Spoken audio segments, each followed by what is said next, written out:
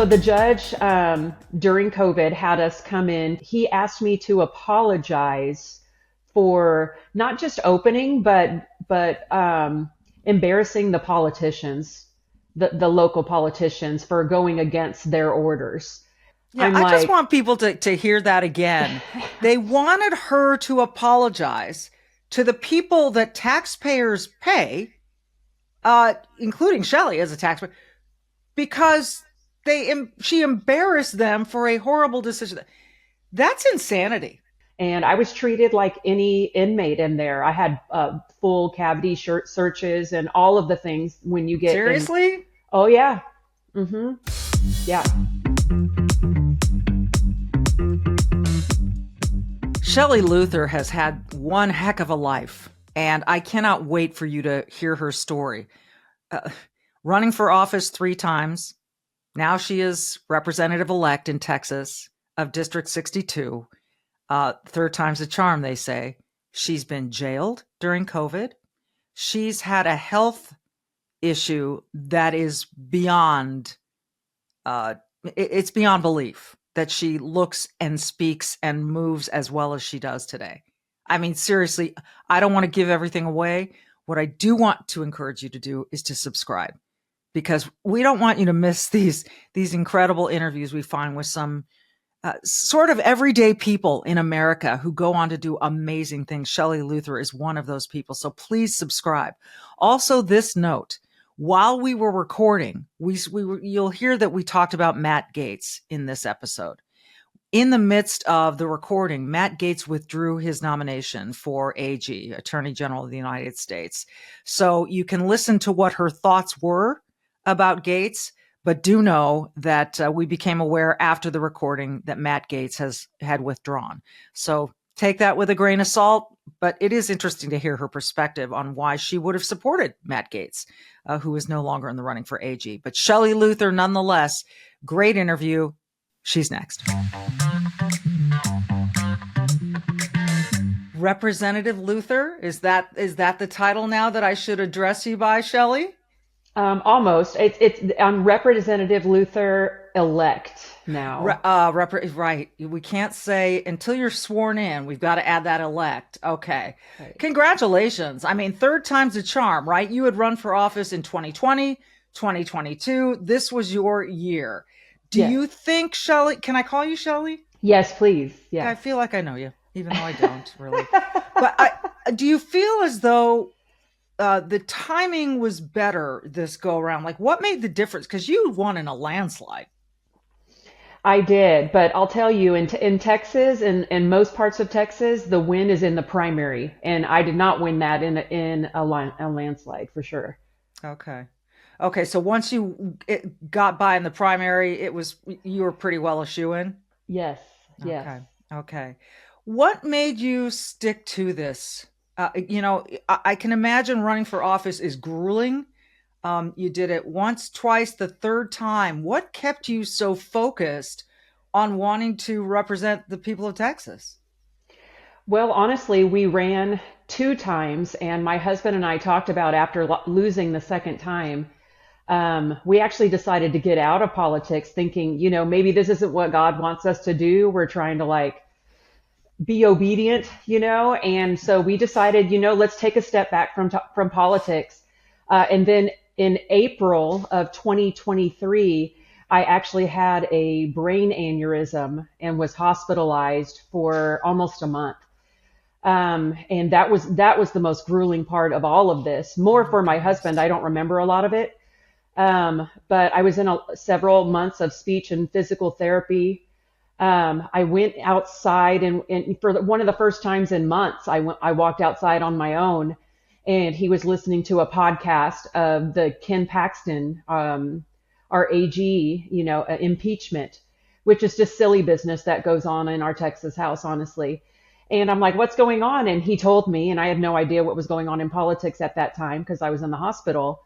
And I went back inside and I started looking on, social media and reading up on what was going on, and that fired me back up, and I threw myself in one more time. My husband wasn't super excited about that. I will tell you that when I said, let's run one more time, because you're right, it is very grueling, especially on the spouse. Well, and especially after a brain aneurysm. Mhm. I want to take that avenue and sort of veer off track for a second here. Mhm. You so often we hear about these aneurysms and they're fatal. Yeah. When did you know you were having an episode that was serious? So my husband and I are musicians, and we were actually coming home from a gig. I had no warning sign. We were laughing and cutting up, driving on the way home. I went inside and I went to take my earring off and set it on my nightstand, and then I had this sudden feeling that my head was just honestly going to just explode off of my shoulders. And it's a feeling. It's not. It's indescribable, and it's hard to find people that have had this feeling because a lot of those people are not alive. Yeah. And so it just feels like, and the only way I can explain it is if you ever watch if you ever watch the Flintstones and he hit his thumb and that his thumb goes woo woo, Yeah. that my head felt like it was literally doing that, like kind of with my heartbeat. And so I called my husband was inside and I said, come inside. I think that I'm going to die. I knew it was life threatening right away. Oh my gosh. He must have been terrified. You must have been terrified. Did he then take you to get help or did an ambulance come? An ambulance came and I remember getting in the ambulance and then I don't remember about 6 or 8 weeks. I have no memory of it. My husband, poor guy, remembers every second. I'm I can only imagine. Hmm. Um, so when you come out of this thing, when you start to come back into the world, so to speak, what do you remember from those moments? Um, Honestly, I don't. I remember I was already home. So like take it back. I was in a coma for 10 days. I was in the hospital 26 days in ICU. And so obviously I don't remember any of that. Right. But my husband actually wrote a book about it, and I had to read the book to figure out what happened in the hospital. Like Wow. I'm a former teacher, so I was proofreading it for him while I was sitting at home, and I'm like, "Are you going to finish this or what?" He's like, "No one's going to want to read this," and I'm like, "I need to know what happened to me, so can you please Could you finish the finish the book?" book? Oh my um, goodness. but I have like small memories of like our pastor and close friends coming over to the house and visiting me. But I was still on so much medication at that time that it's really splotchy. It's unbelievable to be sitting here speaking with you. I would never have guessed that you went through something that is that traumatic health Mhm. wise. I mean, Yeah, you sound great. You look great. How are you feeling? I'm feeling really good. I'm off all the medication. And honestly, I go back and get checkups now. I go back and get angiograms and things like that just to make sure everything's healing correctly. But my neurosurgeon is just floored that I can walk and talk because they told my husband, I went to one hospital, they said they couldn't save me. And I was uh, taken to a different hospital where they told him the same thing. We're not going to be, she won't make it through the night. And he was being told that for several days until, yeah. And then they said because I also had 8 strokes because of all the blood in my head. And they said, well, if she wakes up, she's going to be, have a huge deficit as far as speech, walking, talking, everything. And I believe that I'm like, I mean, almost 100% cured of everything that happened. And I owe it, honestly, I owe it all to God. God saved me. I had a feeling you were going to say that. You're a person of deep faith, and it is remarkable, as you said. This is not. You're one of the only survivors I've ever met. So very often these things are fatal, and so I would imagine your husband spent, and your pastor, and a lot of people in your sphere spent a lot of time praying. What does your husband think about having lived through every second of it? Well, let's do it this way. As you proofread the book, what jumped out at you as like, oh my gosh, moments? I think there are several moments in the book that he wrote. And that book he called Blessed Assurance. And I think that he realized the moment that he made it public, he was very afraid to share what was going on with us because of privacy concerns. He didn't know what I would want to share with people and things like that. Because we were at that moment not in politics. We were living our lives privately at that time. But he felt this need to let everyone know to please pray. And he thought it was his only hope to get me back. And when he prayed, he told God, I don't care how you bring her back to me. I don't care about the deficits. I don't care about anything else that's going on. Just bring my wife back. And I think that he started to realize when he thought that God had the power to bring me back, and he truly believed that, I think that's where I started to turn. I was in a coma for 10 days. He said, God, I want you to wake my wife up. And he put it on Facebook. I need everyone to pray. And this is thousands of people, honestly, all over the world that were praying because he was doing Facebook posts. And they said, please pray for my wife to wake up. And on that day, he reached down to give me a kiss, and I was still in the coma. And he said, I love you, honey. And my eyes fluttered open that day that he asked to wake me up. You know, it's just another another story of how my friend Harris Faulkner says faith moves mountains. Who doesn't have trouble sleeping? It's a huge problem for people these days, including me. Let me tell you what I found to help me sleep better. It is not a drug. It is not a prescription. It is a cream. And I put it on at bedtime. Simple. Listen, I was a skeptic, but I tried it and I was amazed that it works and I sleep great. The company is Sleep Cream, Sleep, C-R-E-M-E. They use all natural CBD combined with the finest essential oils. It smells good, so you get that kind of aromatherapy while you're falling to sleep as well. I just put it on before turning in, bottoms of my feet, inside of my forearms. That works best for me. You could put it on the sides of your neck. And within minutes, it helps me relax and allows my body to do what it's supposed to do, which is sleep at night. And you can find them at sleepcream.com. Just try it for a couple nights. See if it works for you as well as it does for me. And if it doesn't, Sleep Cream will refund your purchase, guaranteed. You don't have to return anything. Go to sleepcream.com. That's sleepcream.com with cream spelled CREME.com. And for the next few weeks, use the code GAMEDAY, all one word, at checkout to get free standard shipping on your order. That's GameDay at checkout, all one word, for free standard shipping. Are you ready for your best sleep ever? Sleepcream.com. Sleep, CREME.com.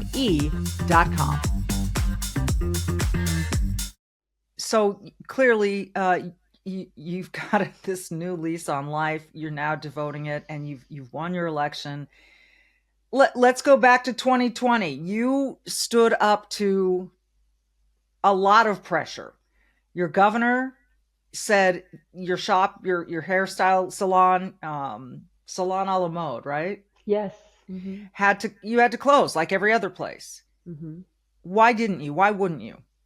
Well, we closed down for a month, actually, Okay. and a lot of people think that we were defiant from the beginning. But when they said this was scary and we didn't know a lot about it, I was like, okay. I just sent a letter to all and a lot of people think I'm a hairstylist. I'm not. I just own the salon and rent the space out to stylists. And so I just sent them, a text or an email or a letter or whatever I did. And I was like, hey, this is going on. We're going to shut down just until we figure out what this is. And at the time they were saying 2 weeks to flatten the curve. So we're thinking 2 weeks. That famous sentence, that phrase. Yeah. Yeah. And then after 2 weeks, they're like, okay, 2 more weeks. And then after we were shut down, about 3.5 weeks, there was another 2 more weeks to flatten the curve that started going out. I had one of my hairstylists call me and she said, I don't mean to, freak you out or anything, but I have not eaten in 2 days because I'm just trying to make sure my kids are getting fed. And, man, I was already behind on my mortgage at that time because my husband and I had just bought a house together and we put all of our money, our savings down in the down payment. And we had several incomes coming in at the same time. We were musicians. He was working for Disney at the time, all of these different business revenue options. But when COVID hit, every single one of those shut down, all of Yeah. them. Yeah. Obviously, as musicians, we're not going to go out and perform anywhere. And I wasn't making the hairstylist pay rent to me for obvious reasons. So when it came down to, I called the mortgage company and they're like, well, we might be able to hold off a little bit. But the salon lease was like, no, you need to pay. I decided to pay the salon lease because those people needed somewhere to work. I felt responsible for them. So I paid that instead of my house mortgage. And then we just woke up the next day after crying and praying and I told him, I'm like, I just have to tell you, I'm hearing in my head, open the salon, I will protect you. Open the salon, I will protect you. And honestly, I've been hearing that for 4 years now. The protection that I have is, I can actually feel a coat of armor around me at all times. Wow. Well, you paid the price. When did you find out they were going to put you in jail? It took about a week. I was put in jail. This was the end of April when we decided to open up. I think it was like the 26th or 27th of April. And I was in jail May 5th through 8th. Did they give you an option? Yes, they did. So the judge during COVID had us come in to the courtroom, and that's all over. You can like YouTube. My attorney had it live streamed because there were lots of people that wanted to come into the courtroom to support me, but they wouldn't let them because of COVID. And so my attorney said, well, it has to be public, so you're going to live stream it. And so he asked me to apologize for not just opening, but embarrassing the politicians, the local politicians, for going against their orders. And my dad's a 26-year Marine veteran. He was in the Vietnam War. Yeah, I just want people to hear that again. They wanted her to apologize to the people that taxpayers pay, including Shelley as a taxpayer, because she embarrassed them for a horrible decision. That's insanity. I think it is too. And I called my dad lives in Nevada, and I called him during the break because the judge actually took a recess before he made his decision. He said, you are holding the keys to the jail cell. I want you to think about this, like you're holding the keys and you can keep yourself out of jail. And he basically, I thought it was a threat to me. But I called my dad and I said, Dad, and he was watching it live and he's like, please don't do it. You don't have to fall on the sword. Like you've already made your point. You don't have to do it. And I'm like, nope, I've not made my point yet, Dad. I'm so sorry. And it used to be a joke with our family because he's like, we used to say, well, I've never been to jail, and it's like a funny, whatever. Yeah. Yeah. And, I'll tell you, when I was able to call him the next day from jail, I'm like, well, I can't say that anymore. And I did get a chuckle out of him, but he was definitely concerned and worried. I was in downtown Dallas, Lucerne, which is not a nice place at all. Mm-hmm. And I was treated like any inmate in there. I had full cavity searches and all of the things when you get Seriously? Oh, yeah. Mm-hmm. Yeah. Okay. I was going to ask you what it was like. So you go in, I'm sure they took all of your belongings, right? And the full cavity search. Wow, I wasn't prepared for that, Shelley. Yeah. I'm sure, were you prepared for that? Did you know what was coming? I didn't have any expectations because I've never been there before. Yeah. Yeah. So, I mean, I've seen stuff on TV and not knowing if that's real or not, but it was definitely, I mean, the groping at TSA does not give it any justice. I'll tell you. I could imagine. But I mean, I know those guards in there, they have to keep the area safe, and they didn't know who I was, and I was just a regular prisoner like everybody else, and I was treated They were as doing such. their job. Yeah. But so did you share a cell? What was your cell situation like? So it was a bigger room with individual jail cells next to each other. I want to say Okay. there was like 6 or 7 of them, of other ladies. Okay. Even though the actual jail that I was in, there were men that passed by me in a hallway, but they were not housed at the same time as us or in the same Okay. area. Um, but there were just 6 to 8 other women that were kind of in their own cell that was like 6 feet. I don't know. I would want to say like, I don't know, 6 by 10 feet, I guess. And it Okay. had a tile bench in there and a drinking fountain connected to a metal toilet inside there. Yeah, it's glamorous. And a bed, Glamorous. obviously, yeah. No, it was a tile, like a tile area, not really a bed. No. Was there a mattress on it? They give you like a mattress, but it's like something about this thick. It's not it like you can put it on there, but not really. For And, those who and, are and like a listening and not blanket. seeing her, she's showing like a 2 to 3 inch, thick little pad type thing. And what about a pillow? Um, I don't remember if I had a pillow or not. I know we So, got one of those like kind of scratchy blankets. I don't know how to explain it. Like a thin scratchy blanket. I might have used that as a pillow. I didn't okay. sleep very much in there. It's very loud in there. Okay. Even with the lights out, the women had to like, in order for someone to hear them next door, it's not bars, it's like plexiglass and cement blocks. And so you have to like yell for the person next to you to hear them. So that was like a Okay. lot of commotion and noise all night. Did you engage with any of the other women who were in there? Not the first day I was there, and they were very respectful to me, honestly. Like kind of just left me alone. It was obvious I looked different than a lot of the people that were in there. I still had a full face of makeup on when I walked When you in. got there, yeah. Yeah, and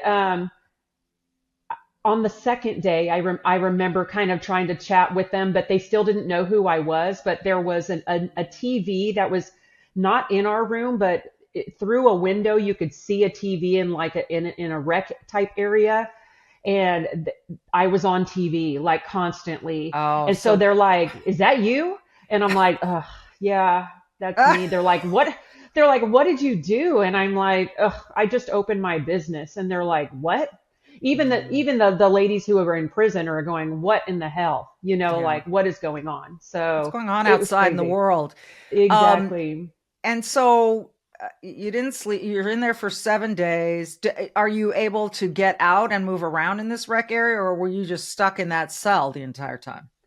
So I actually only served 3 days. The Okay. Texas Supreme Court got me out after 3 days. Well, bless their Um, hearts. yes, thank goodness. But no, I was in the cell at least 23 hours of the day, and then they would let you out to either like take a shower, which is kind of like a public type shower, and there was like a payphone there. So Okay. you had 1 hour, and mine was like at like 6 or 7 in the morning. So when I'm calling my mom who lives in California or my dad who lives in Nevada, it was like, I don't know, 4 or 5 in the morning, but Right. they answered, they were ready. They were I'm like, oh sure my they were. gosh. I'm sure they were really concerned. Yeah, for Looking sure. back on it, is it how strange is it to think that's what happened, or is it just part of your story now? Wow, how about the increasing cost of health insurance? I mean, it can be overwhelming. And do you feel like you even have control over your healthcare dollars? Let me introduce you to ShareRight, healthcare done the right way. At ShareRight, you're not just a number, you're part of a caring community. And forget about paying excessive premiums. With ShareRight, you stand to save 30 to 50% compared to health insurance. Now, think about what you could do with all those savings. But it goes beyond the savings. ShareRight ensures you have access to the care you deserve precisely when you need it. From routine checkups to unexpected emergencies, with ShareRight, your healthcare is their top priority. So empower yourself today by taking control of your healthcare costs. Visit shareright.org/Tafoya to learn more and see how much you can save. Visit shareright.org/Tafoya. So ShareRight, all one term, ShareRight.org/TAFOYA for healthcare done the right way. It it used to be strange and now it's just part of it. I know I still shock people when I'm speaking anywhere and I'm like, when I got out of jail, when I say that sentence, like when I was out of jail, like you can see people's eyes light up because it's still shocking to them. Yeah. Especially when they see me in person and I'm just a regular person like everybody else. And and then there's some people that still don't even know my story. So when I say something like when I got out of jail, they're like looking at me like this lady's been in jail. And I'm like, don't worry, I'm not going to steal your purse or anything. Yeah. Like this was Yeah. something else. Yeah. So It's really fascinating. I mean, I could talk about this for the next hour, just your experience in jail, but there's so much more to your life. Clearly, it was important for you to make this point. When you then came out, were you able to keep your salon open, or was there going to be the threat of more jail time if you did? it stayed open and has been open. I still own it. And it Since stayed then, open. Even when I was in jail, it stayed open. I love that. I love it too. I mean, your renters must adore you. The women who work, or the stylists, male or female, who work there Mhm. must think you're a hero. How do they talk to you about that? Um, well, it was so when I first opened the salon, um, against the shutdown. I had 18 or 19, I call them operators at that time. Um, and when I opened, I sent them a letter and I'm like, hey, I'm going to open. You're not exactly allowed to be here according to what the governor is saying. Um, but I'm not going to be the reason why people's kids aren't getting fed. So if you want to come and work, it's up to you. And I only had 3 stylists come and work during the COVID shutdown. And they ended up telling me later that they're like, we were very afraid to come to work, but we were backing you. We wanted to show people that we support you and we're proud that you own the salon and we work here. So they came, they could have lost their licenses, their whole life's work, the only way they make money, because that was being threatened that they can have their licenses taken away. And so a lot of all of the other stylists didn't start coming back until Governor Abbott opened salons, which happened to be, I went to jail on on a Wednesday, and he did a announcements that he's salons can be open on Friday. So Interesting. they were actually opened on on the day that I was released from jail. You know, the coincidence. I don't think that's a coincidence. No. Had now, forgive my ignorance on this entire story, but I'm just trying to unfold it for our viewers and listeners. Did you ever hear from the governor directly? So directly, no. The only time that I've spoken to the governor directly was just a couple of months ago after I won the primary recently. And there were a lot of us that won our primaries that are going to be new into the Texas House. We were invited to the mansion, the governor's mansion. I met him for the first time. And that was the first time I ever spoke to him directly. During COVID, I was in touch with a couple of people from his office, but I never spoke to him directly. So, have you ever received an apology, or is that just not in the cards? I mean, this was all by the book, by the law, so therefore, it is what it is. I have not received an apology. I don't know if I expect an apology. Okay. I would someday soon, kind of like to like get the elephant out of the room type of thing and have a sit down with him and us just look at each other and be like, we were both in a situation that we would never thought we would be in. Right. We both did the best that we could. Right. I would not have want to be in his situation either. Like he's responsible for an entire state and their safety, and all of these medical people or Fauci and all these people are telling him about this deadly disease, which we're Yeah. finding out was not all, so the information from what he thought were trusted people and what he was getting was overwhelming. I don't know if I want an apology, but I do want to sit with them and let us just like hash it out so we can Yeah. move on. Let me just get your broad overview of Texas for a moment before I let you go, Shelley. You've clearly you've been a candidate.